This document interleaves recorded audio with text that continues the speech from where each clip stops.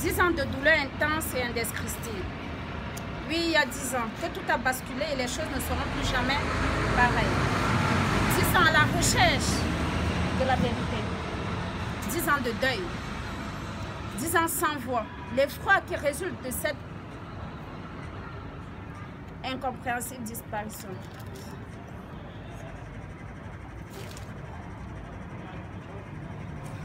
On va l'écrire le document. 10 ans pour trouver enfin les éléments de réponse.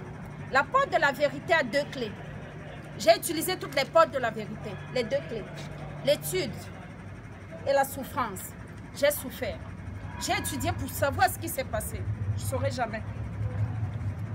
En paraphrasant Victor Hugo, ce jour, je confirme avec force et détermination que pendant les 10 années que tu es parti, 10 longues années infernales pour trouver la voie qui mène à la vérité. Folefac Sonta et Bémisère. Aujourd'hui, avec d'autres casquettes que celle de 2008. Je suis assistante sociale, psychotraumatologue en formation. Je peux me permettre d'avoir un autre regard. Une vision professionnelle. Il y a 10 ans, je disais que Folefac avait été victime de la non-assistance d'une personne en danger. Aujourd'hui, je maintiens la même position, car une détresse trop grande peut conduire au suicide. Le suicide en soi est un cri d'appel au secours. Un cri désespéré qui, comme dans son cas, peut être fatal et entendu trop tard. Lui, ton cri désespéré d'appel au secours a été perçu malheureusement trop tard. J'ai personnellement vécu dans le déni pendant presque 10 ans. J'ai pendant toutes ces années recherché désespérément à imprégner un rôle. Entrer dans la tête des suicidaires pour savoir si tu avais fait ou pas.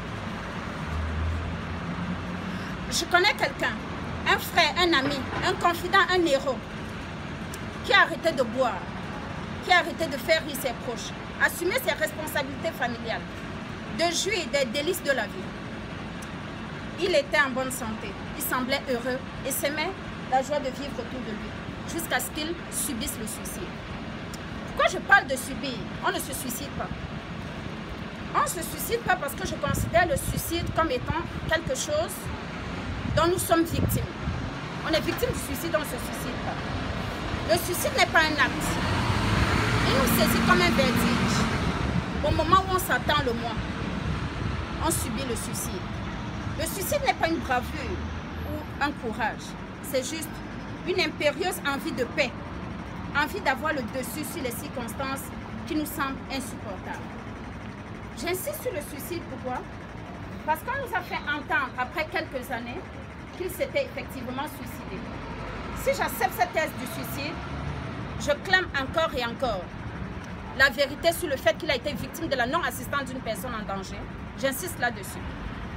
Ce jour, j'aurais pu me vêtir en noir, symbole de deuil. Mais au bout de 10 ans, je me dis qu'il doit aller en paix. J'ai mis sa couleur préférée, le blanc. Il était fleuriste. Il fallait que je choisisse un blanc fleuri.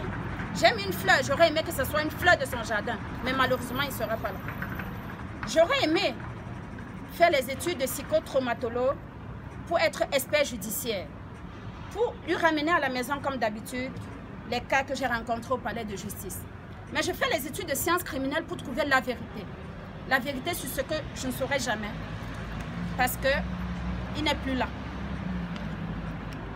Notre dernière conversation du 28 autant pour moi, 28 avril 2008. Je ne sais pas si c'était des adieux, mais nous avions des projets. Des projets qu'on ne réalisera jamais ensemble. Beaucoup de choses ont changé.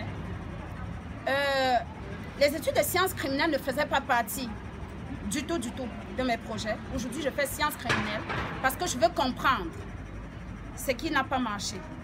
Je veux défendre des personnes comme lui au niveau du tribunal. J'ai décidé, à partir de ce jour, à 10 ans de son départ, je décide de porter désormais une voix, la voix du martyr, la voix des muets. Et je porterai cette voix le plus haut possible. L'écho de cette voix sera perceptible à travers le monde entier, parce qu'il le mérite. J'ai choisi le blanc pour symboliser la paix, qu'il aille en paix. En même temps, j'ai un foulard rouge qui symbolise le sang, comme on dit vulgairement. Chez nous, logiquement, quand quelqu'un décède dans des circonstances telles qu'un accident de voiture et autres, on porte un symbole rouge. J'ai choisi de prévoir un foulard rouge pour tous les martyrs qui, comme lui, sont partis. Pour toute personne qui serait morte dans des circonstances tragiques. Je ne sais pas si les gens le sentent comme moi, mais j'en ai souffert et j'en souffre encore. Sa famille en a souffert. On n'a même jamais pu dire à ses grands-parents qui étaient encore en vie au moment de son décès qu'il n'était plus. Parce que chez nous, ça ne se fait pas. Il était supposé enterrer ses parents, enterrer ses grands-parents. Il n'a pas eu l'occasion. Aujourd'hui, je me dis, où qu'il soit, je porterai sa voix. C'est-à-dire la voix du martyr qu'il a été, la voix du martyr qu'il est. On dit les morts ne sont pas morts, ils sont parmi nous. On l'a très souvent dit quand on était enfant. Je ne comprenais pas pourquoi. Mais il n'est plus là. Pourtant, il est présent partout où je suis. Parce que je garde des souvenirs de lui. J'ai ses photos, j'ai même son passeport avec moi. Chaque jour, quand mes enfants me posent la question de savoir, maman, ton frère faisait quoi? Ton frère est mort dans quelles circonstances? Je manque des mots, mais je me dis, je vais pouvoir leur faire entendre de quoi est-ce que mon frère est mort.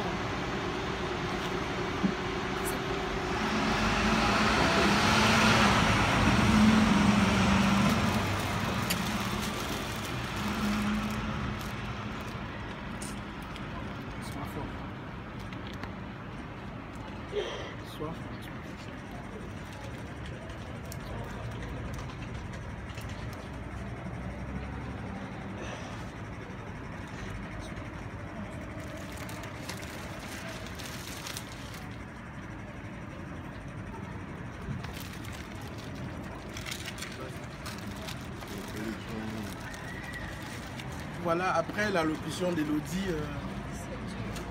je ne sais plus quoi dire de plus. Simplement que 10 ans après le décès d'Ebenezer, le collectif n'a pas baissé les bras. Nous sommes là depuis 10 longues années, une décennie aujourd'hui, pour dire aux autorités belges et européennes de revoir leur politique en matière des étrangers. Nous sommes là pour dire non au centre fermé. Nous sommes là, une fois de plus, pour dire qu'un être humain a le droit de circuler partout où il veut dans le monde. Nous sommes là pour dire qu'on ne peut enfermer un individu pour le seul délit d'avoir un document. Nous sommes là pour nous indigner de la façon dont l'Europe et les pays développés gèrent les individus venant des autres pays du globe. Nous sommes là, le cœur meurtri, 10 ans après le décès d'Ebenezer, pour dire stop à l'injustice, stop au centre fermé, stop à l'immigration d'un seul sens, stop à la souffrance, stop aux martyrs, pour dire non, non, non, non. Nous sommes ici devant le ministère pour dire qu'on a perdu un frère il y a 10 années. 10 ans se sont écoulés et nous ne cesserons d'aller partout pour faire dire le droit, pour que la communauté nationale, internationale soit interpellée, pour que des cas comme ceux de Folefac n'arrivent plus jamais. Disons plus jamais ça. Plus jamais ça. Plus jamais ça. Plus jamais ça. Plus jamais ça. Plus jamais ça. Plus jamais ça. Plus jamais ça. Merci. Quelqu'un veut parler un mot? Je veux dire qu'on se regroupe ici tous ensemble ce dimanche 25 pour commémorer les 10 ans de la mort de notre frère, pour porter un soutien moral à sa famille, pour dire qu'on l'a pas oublié, que nous pensons toujours à lui et que nous attendons toujours vraiment que la vérité soit vraiment prononcée, soit dite à son endroit. Si vous voulez, on va faire une petite procession, on va devant le ministère. Non mais attends, on fait semblant d'épouser.